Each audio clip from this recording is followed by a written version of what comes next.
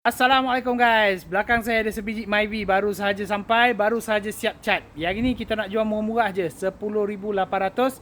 Sesuai untuk bagi anak pergi sama belajar ataupun bini yang tengah nak mencari kereta untuk pergi pasar atau jemput anak sekolah. Mari kita survey sikit.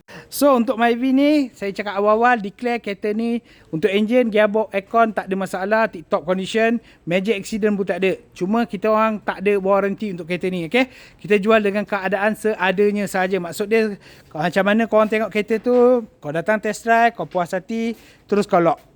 Okay. So untuk harga 10,800 tu dah siap tukar nama, dah siap dengan Puspakom. Korang just tambah untuk rotate dengan insurans sahaja. Bahagian dalam ni nanti kita akan cuci balik, kita akan detailing semua balik, okay? Android player pun dah ada daripada owner lama. Yang lain semua masih kemas lah. Boleh tengok semua masih cantik sikit-sikit. Okay, second row dia pun masih dalam keadaan okay. Dan ni semua kita akan cuci balik. Detailing kita akan buat balik A to Z sebab kereta ni baru sampai balik. Tadi saya cakap kan. So kita akan basuh balik. Nanti kita akan polish balik semua kereta-kereta ni supaya nampak lebih baru dan lebih kemas. So kalau korang nak lebih info pasal kereta ni, nak datang test drive, nak bawa foreman ke, nak bawa siapa-siapa yang pandai pasal kereta untuk cek kereta, silakan. Boleh isi beg biru dekat bawah ataupun masuk ke profile saya, ada link dekat situ, tekan saja ke, boleh terus ke rumah hijau saya. Okay, insyaAllah siapa nak mencari kereta terpakai, boleh cari saya Syahrin di Mawar Foto. Assalamualaikum guys.